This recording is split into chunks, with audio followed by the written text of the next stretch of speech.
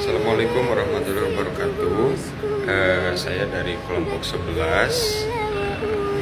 Itu saya mendapatkan tugas untuk menafsirkan beberapa ayat dari surat Al-Waqiah menggunakan tafsir Al-Misbah. Sebelumnya saya ingin meminta maaf apabila terdapat kekurangan, mungkin banyak sekali kekurangan yang berada dalam penjelasan saya juga dalam makalah saya. Saya izin memperkenalkan diri. Saya atas nama RM Muhammad Arifin Prasetyo dengan NIM 253 0513 lalu kemudian ada rekan saya Gia Gorotunisa. Selanjutnya kami akan menjelaskan tafsir surat Al-Waqiah dari ayat 51 sampai 76. Namun ada beberapa poin yang harus dijelaskan, yaitu mengenai tentang yang pertama adalah asbabun nuzul, bahwa para ulama tafsir, contohnya seperti Ibnu Katsir atau At-Tabari dan kitab-kitab asbabun nuzul klasik itu tidak meriwayatkan sebab turunnya ayat 51 sampai 56. Nah, secara spesifik misalnya kejadian atau pertanyaan-pertanyaan tertentu, yang mana ayat-ayat tersebut itu adalah bagian penegasan tematik mengenai hari kebangkitan atau azab bagi para pendusta dan balasan yang sesuai amal. Nah, maka dikarenakan memang ini adalah sebagai jawaban terhadap sikap kaum musyrikin Makkah yang menolak hari akhir dan mendustakan wahyu tersendiri, makanya surat Al-Waqiah ini diturunkan untuk menjawab dari pertanyaan-pertanyaan orang musyrikin tersebut. Namun meskipun tidak ada riwayat yang menghubungkan ayat 51 sampai 56 dengan peristiwa historis tertentu, para mufassir menjelaskan konteks tematik sebagai berikut. Di antaranya adanya hari kiamat, yang kedua konsep kebangkitan dan akibat di akhirat. Nah, lalu kemudian pendapat Imam Jalaluddin As-Suyuti dalam kitab Lubab An-Nuqul fi Asbab An-Nuzul, ia menegaskan bahwa banyak ayat Makkiyah turun sebagai penguatan akidah, bukan sebagai respon terhadap kejadian tertentu. Dalam literatur tafsir klasik, contohnya seperti karya Ismail Ibnu Katsir dalam tafsir Al-Quran Al-Azim, tidak ditemukan riwayat sahih yang secara khusus menjelaskan sebab turunnya ayat 51 sampai 72 dari surat Al-Waqiah tersebut. Nah, dikarenakan apa? Al-ayatul lati nuzilat ibtidaan. Jadi artinya mungkin diluruskan tuh dari Al-Waqiah itu karena ayat itu ya memang sebagaimana tadi untuk diperuntukkan untuk menjawab dari pertanyaan-pertanyaan kaum musyrikin. Lalu kemudian walaupun tidak memiliki sebab turun secara khusus dalam surat tersebut, dalam ayat yang saya presentasikan, para mufassir menjelaskan bahwa ayat-ayat tersebut itu berkaitan dengan kondisi masyarakat Mekah pada masa awal dakwah Islam. Pada masa itu juga banyak kaum musyrikin yang meragukan bahwa menolak ajaran tentang hari kiamat setelah kematian. Artinya para kaum musyrikin itu tidak mengimani terhadap kehidupan setelah kematian gitu.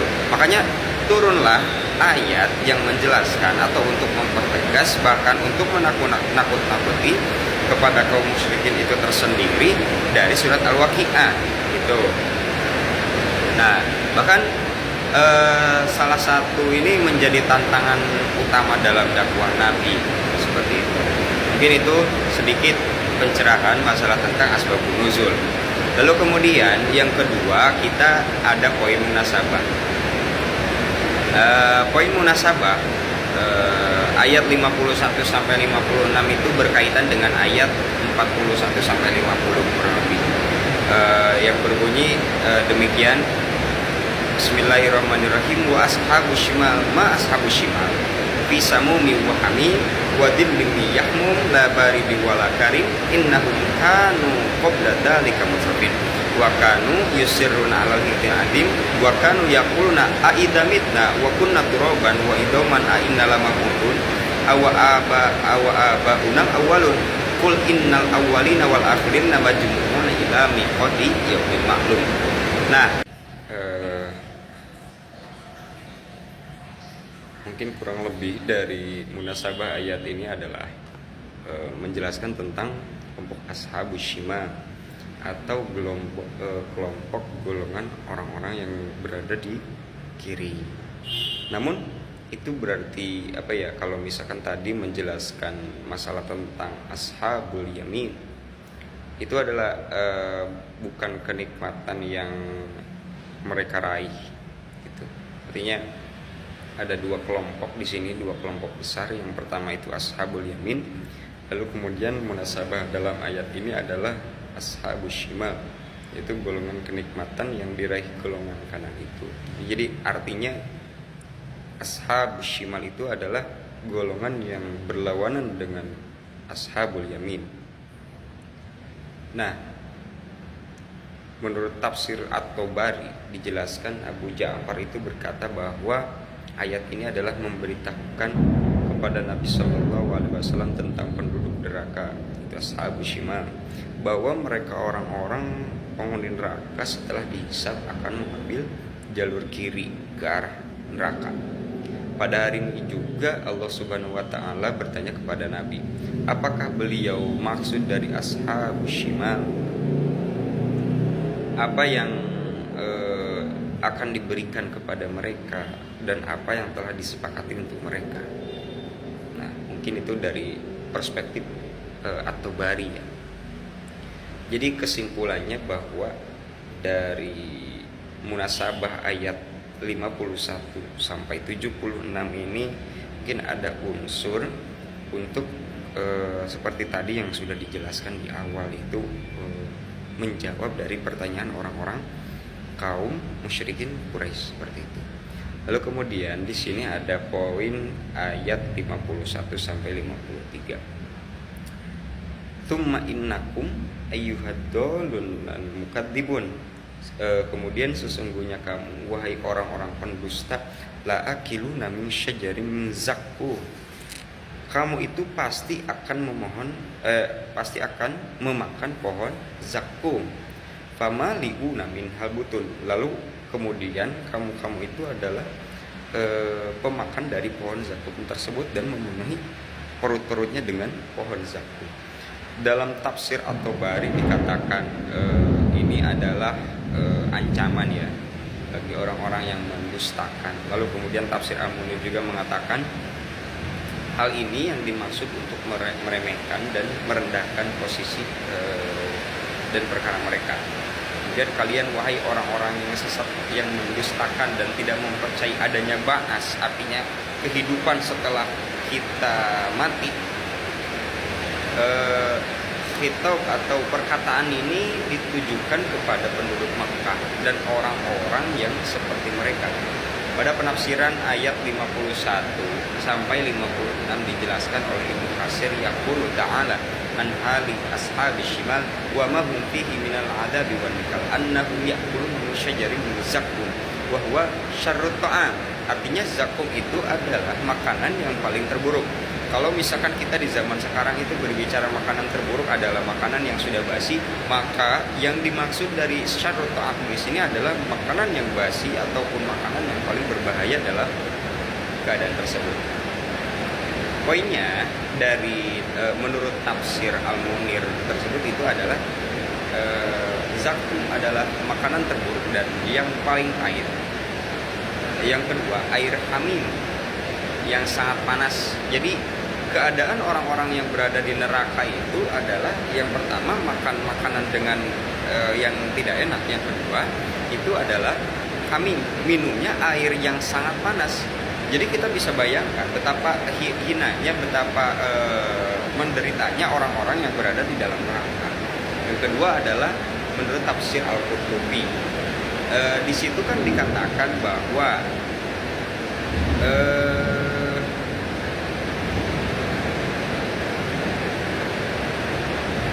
Kita lanjut ke ayat 54 sampai 56. Fasyaribuna 'alaihi minal hamim fasyaribuna syurbal him hadza nuzuluhum yaumaddin. Mungkin sebelumnya tadi saya agak salah berbicara mengenai tentang ayat. Artinya dalam 51 sampai 56 itu saling berkesinambungan. Mungkin dari segi penafsiran, poin intinya dari 51 sampai 56 itu adalah seperti tadi yang sudah saya katakan. Bahkan menurut tafsir Ibnu Katsir itu kata alhim itu berarti unta yang sakit yang meminum air, tapi unta tersebut itu tidak pernah merasa kenyang. Sedangkan Imam As-Sudi itu mengemukakan alhim itu berarti penyakit yang menyerang unta sehingga ia tidak pernah merasa kenyang sampai mati. Oke. Menurut tafsir Tobari juga makna kata alhim adalah krikil. Makna ayat ini adalah penduduk neraka itu minum air yang mendidih dengan bercampur pasir dan kerikil. Nah, sekarang itu penjelasan dan korelasi dengan ayat sebelumnya. Setelah menerangkan golongan besar yang yaitu ashabul yamin dan juga ashabul shimal, dari kedua golongan ini adalah ada as-sabiqu yang kedua yaitu dan golongan kanan. Allah Subhanahu wa taala juga menyambung dengan pembicaraan yang menerangkan kondisi golongan yang ketiga, yaitu golongan kiri beserta bermacam rupa adab dan pembalasan yang mereka terima di dalam neraka jahanam beserta penjelasan tentang sebab, yaitu tenggelam dalam syahwat di dunia, kemusyrikan dan sikap mereka yang mengingkari dan tidak mempercayai hari kebangkitan ba'ats. Nah, mungkin saya akan menjelaskan sedikit keluar dari teks tersebut atau konteks yang sudah saya jelaskan, bahwa orang-orang itu kurang mengimani atau bahkan tidak mengimani dari ba'ats. Karena memang dalam beberapa riwayat itu dijelaskan iman yang paling susah diimaninya itu yang pertama adalah mengimani Tuhan, yang kedua itu adalah mengimani ba'ats. Dikarenakan apa? Karena memang ketika berbicara tentang masalah ba'ats itu susah dan sulit untuk dirasionalkan. Bahkan kenapa manusia-manusia itu tidak mempercayai Tuhan? Karena Tuhan itu ketika disandingkan dengan ilmu filsafat itu tidak mempunyai sifat empiris gitu. Sedangkan manusia itu kebanyakan itu harus sesuai dengan empiris, sesuai dengan apa yang mereka itu rasakan dan pengalaman. Itu keluar sedikit. Yang kedua, kita berbicara tentang fikih kehidupan atau hukum-hukum ayat yang sudah dijelaskan, yaitu ayat 51 sampai 56. Pertama, golongan-golongan orang kiri, yaitu yang menerima buku catatan amal mereka dengan tangan kiri, lalu kemudian menjadikan malapetaka dan adab bagi mereka tersendiri begitu besar dan luar biasa mengerikan. Kedua, ada mereka itu diazab di dalam angin yang sangat panas yang masuk melalui pori-pori, dan mereka minum dari air yang sangat panas karena begitu dahsyat dahaga yang mereka rasakan. Artinya mereka itu begitu menderita dalam neraka ketika mereka ditiupkan dengan angin yang sangat panas sehingga mereka merasakan dahaga. Dengan kondisi yang seperti itu, mau tidak mau mereka itu harus meminum air yang sangat panas. Kemudian di antara ragam azab orang-orang yang tersesat dari petunjuk dan mendustakan ba'ats adalah mereka makan dari pohon zaqqum. Itu pohon yang buruk rupa dan bentuknya itu lagi buruk sangat buruk. Mereka bahkan memenuhi perut mereka dengan makanan itu. Yang kelima itu adalah rezeki mereka yang disiapkan dan disediakan untuk mereka pada hari pembalasan di jahanam, seperti sajian dan jamuan yang disuguhkan kepada para tamu sebagai penghormatan kepada mereka. Mungkin itu sedikit penjelasan dari ayat 53 sampai 56. Lalu kemudian di sini saya akan menjelaskan ayat 57. Nahnu khalaqnakum falaula tusaddiqun. Kami itu telah menciptakanmu, tapi kata Tuhan, mengapa Nahnu khalaqnakum falawla tusaddiqun di sini mengandung arti bahwa istifham di sini tasawur ya, kami telah menciptakanmu. Falaula tusaddiqun, maka mengapa kamu tidak membenarkan adanya hari kebangkitan? Artinya di sini ada unsur istifham, yang mana istifham tersebut itu mempertanyakan kembali atau mungkin dalam ilmu balaghah itu ada yang dinamakan apa ya, istifham, beberapa bermaksud dengan bertanya, namun artinya bukan bermaksud untuk pure bertanya, bahwa itu adalah sebuah ancaman. Kenapa kamu tidak mengimani? Afara'aitum ma tumnun, apakah kamu memperhatikan apa yang kamu pancarkan? Nah, di sini kan dikatakan bahwa ada yang menafsirkan yang pancarkan itu adalah sperma. Antum takhluqunahu am nahnul khaliqun? Apakah kamu yang menciptakannya atau kami yang menciptakannya? Antum takhluqun am nahnul khaliqun? Apakah kamu Tuhan apakah kami yang Tuhan ataukah kamu yang Tuhan? Apakah kami yang mengirodahkan atau mengkodratkan untuk kalian memancarkan sperma? Dan seperti itu ya. Nahnu qaddarna bainakumul mauta wa ma nahnu bimasbuqin. Bahkan kami telah menentukan kematian di antara kamu dan kami tidak lemah. Artinya di situ Allah Subhanahu wa taala itu geram dengan pertanyaan-pertanyaan dari orang-orang Quraisy. Bahkan mereka tuh sedikit menantang terhadap aturan-aturan Tuhan.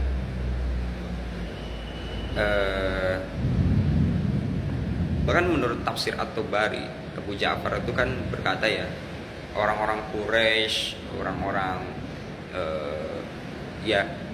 yang tidak mengimani terhadap ba'as atau tidak mengimani terhadap Tuhan itu patut dipertanyakan. Dalam tafsir Ibnu Katsir juga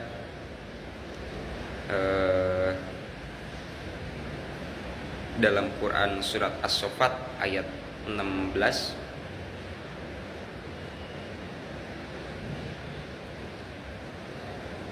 apabila kami telah mati dan menjadi tanah tulang berulang, apakah kami benar-benar akan dibangkitkan kembali? Ucapan mereka itu sebagai keluar bentuk pendustaan dan pengingkaran. Maka di situ ada unsur penentangan terhadap Tuhan. Maka Allah menjawab, nahnu khalaqnakum falaula tusaddiqun. Seperti itu. Yang kedua adalah menurut tafsir Al-Misbahnya ya, dari Profesor Dr. Muhammad Quraisy Shihab, dalam penegasannya bahwa dia sendiri itu yang menciptakan manusia. Artinya Allah itu mempertegas supaya meyakinkan orang-orang kafir tersebut itu adalah menjadi iman. Dia sendiri yang menciptakan manusia. Terdapat juga isyarat tentang kuasanya mengatur ciptanya dalam hidup ini dan setelah kematian mereka, serta bahwa dia mengetahui apa yang dilakukannya terhadap mereka. Juga sebagian hal dari tersebut adalah kebangkitan, ganjaran berikut balasan bagi setiap manusia. Sebenarnya kaum musyrik yang diajak berdialog ini percaya bahwa Allah adalah pencipta secara tidak langsung. Yang tidak percaya adalah kelompok ad-dahriyyin, yakni ateis. Ateis itu adalah golongan-golongan yang tidak percaya Tuhan. Al-Biqai juga menduga bahwa terhadap mereka lah ayat ini ditunjukkan, bahwa atau bisa juga ayat di atas ditunjukkan kepada siapapun untuk mengingkari kebangkitan. Karena siapa yang mengingkari kuasa Allah membangkitkan bagaikan mengingkari kuasa untuk mencipta. Sebenarnya kebangkitan adalah pengubahan bentuk dan keadaan, bukan mencipta sesuatu yang baru, sebab kematian bukanlah ketiadaan. Artinya kematian itu sangatlah nyata. Lalu kemudian ayat 58 Al-Biqai juga menghubungkan ayat ini dengan ayat yang lalu dengan menyatakan bahwa sebenarnya kebangkitan hanyalah perubahan dari sesuatu yang telah lapuk atau bercampur dengan tanah ke keadaan sebelumnya, yakni kehidupan. Lalu selanjutnya ada di ayat 60, nahnu qaddarna bainakumul mauta wa ma nahnu bimasbuqin. Kami itu telah menentukan kematian di antara kamu. Bahkan Allah itu menantang balik terhadap ucapan-ucapan orang kafir tersebut adalah bahwa Allah itu akan mematikan kamu Artinya masa kamu itu tidak iman sedikit pun? Dalam tafsir At-Tabari, Muhammad bin menceritakan kepada kami, ia berkata, Abu Hashim menceritakan kepada kami, ia berkata juga Isa menceritakan kepada kami, ia berkata Al-Haris menceritakan kepadaku, ia berkata Al-Hasan menceritakan kepada kami, ia berkata Warqa juga menceritakan kepada kami, sekalian dari Ibnu Abi Naji. Dari Mujahid ia mengatakan bahwa makna firman Allah, nahnu qaddarna bainakumul mauta wa ma nahnu bimasbukin, Allah telah menentukan ajal seluruh manusia yang cepat maupun yang lambat. Menurut tafsir Al-Misbah tersendiri, ayat 60 itu di atas dipahami oleh Tobai sebagai uraian tentang kuasa Allah mengatur segala urusan ciptaannya. Ayat itu menurutnya menjelaskan bahwa wujud manusia yang terbatas sejak awal kejadiannya hingga akhir dari kehidupannya di dunia, dengan segala hal yang berkaitan dengannya, kesemuanya ditakdirkan, yakni diatur Allah penciptanya. Kematian manusia serupa dengan kehidupan adalah atas dasar pengaturan Allah, bukannya kematian itu disebabkan kuasa Allah terbatas sehingga dia itu tidak menciptakan manusia yang tidak disentuh kematian atau lalu disebabkan adanya faktor-faktor di luar kuasa Allah.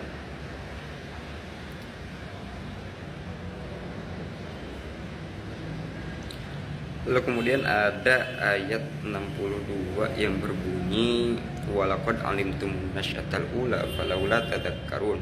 Sungguh kamu benar-benar telah mengetahui penciptaan yang pertama, mengapa kamu tidak mengambil pelajaran? Afara'aitum matahrusun, apakah kamu memperhatikan benih yang kamu tanam? A'antum tazra'unahu am nahnu zari'un, apakah kamu yang menumbuhkan atau kami yang menumbuhkan? Lau nasya'u laja'alnahu tama fadaltum tafakahun. Seandainya kami berkehendak, kami benar-benar menjadikannya hancur sebagai sehingga kamu itu menjadi heran tercengang. Inna lamugramun, bahwa kami yang agung itu adalah kami itu memberikan penderitaan dan kerugian. Mohon maaf salah. Inna lamugramun, bahwa kaum-kaum tersebut itu mengatakan kami ini benar-benar menderita kerugian. Bal nahnu mahrumun, bahkan kami tidak mendapatkan hasil apapun. Afara'aitumul ma'al ladzi tashrabun, maka kata Allah itu, apakah kamu memperhatikan air yang kamu minum? A'antum anzaltumuhu minal muzni am nahnul munzil, apakah kamu yang menurunkan dari awan atau kami yang menurunkan? Lau nasya'u ja'alnahu ujajan falaula tashkurun, seandainya kami berkehendak kami menjadikannya asin, mengapa kamu tidak bersyukur?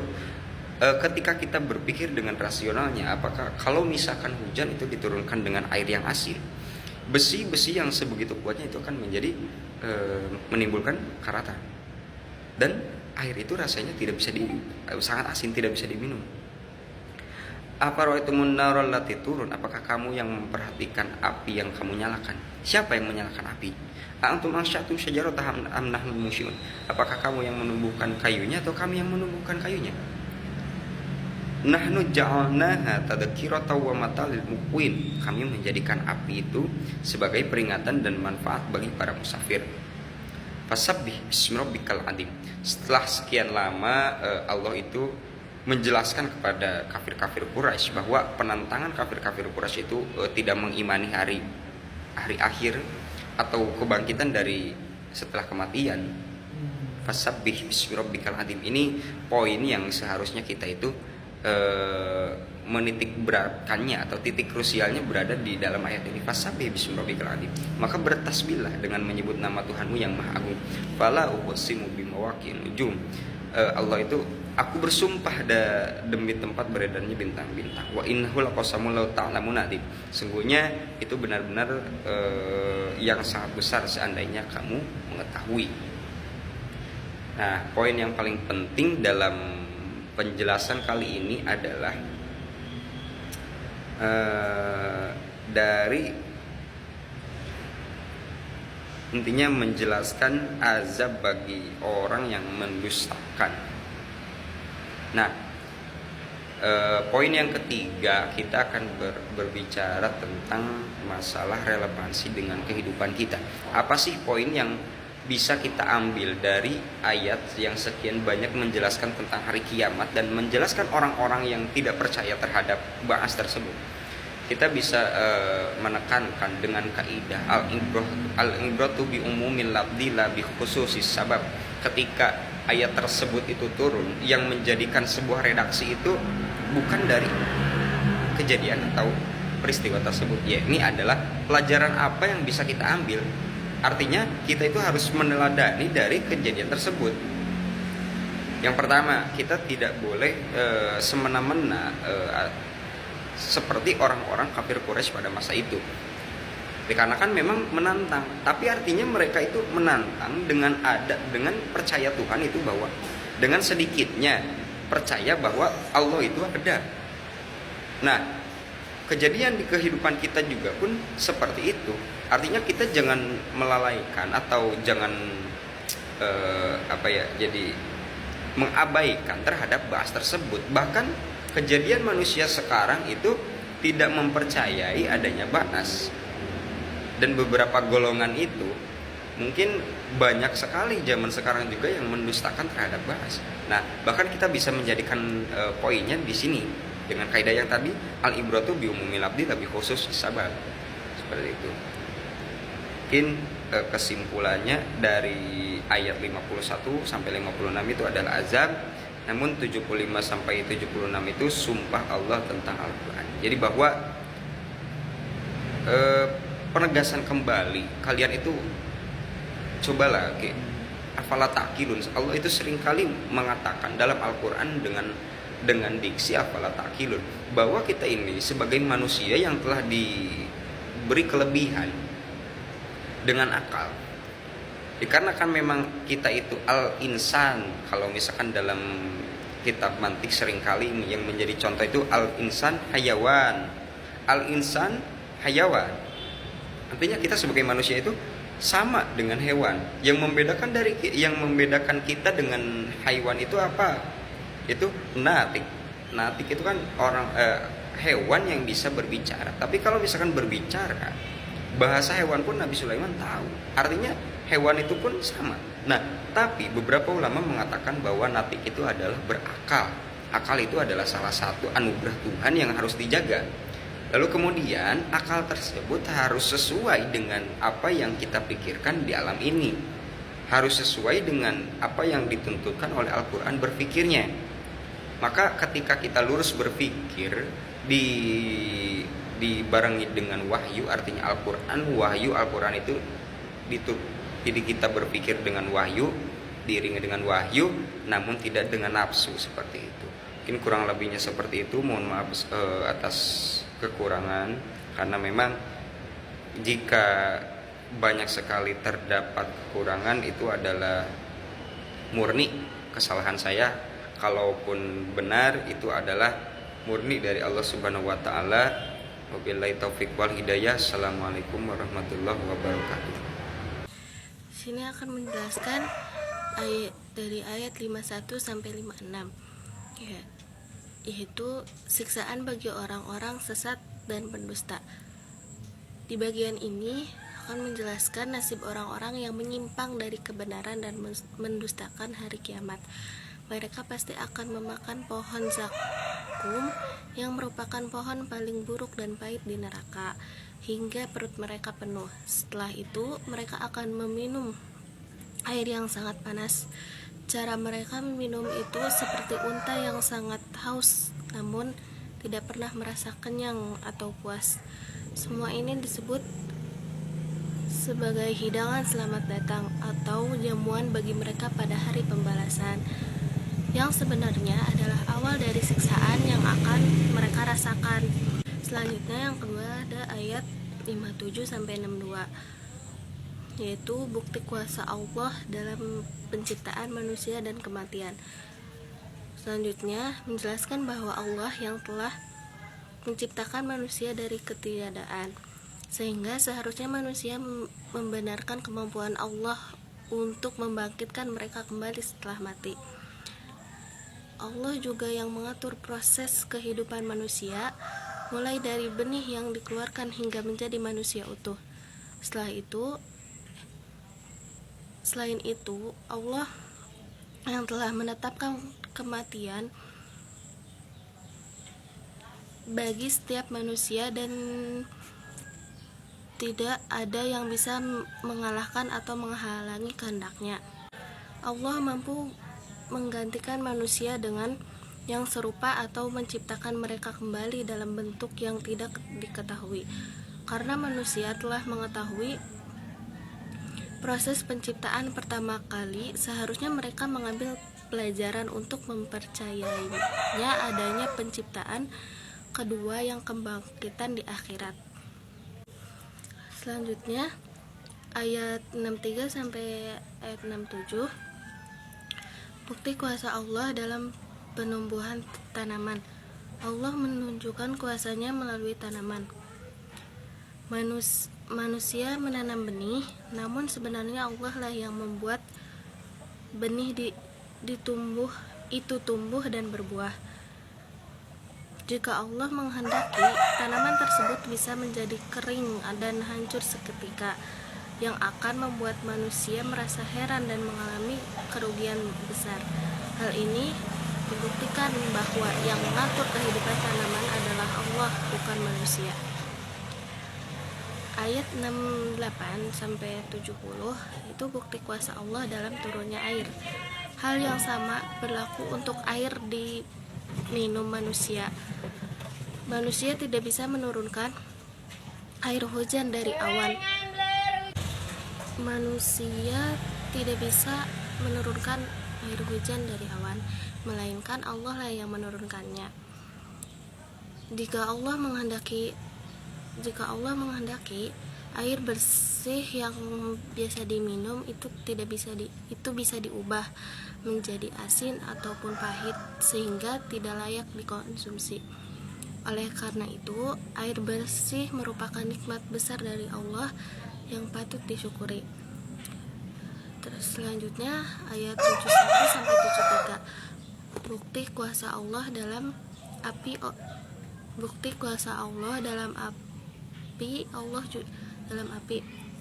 Allah juga menciptakan api yang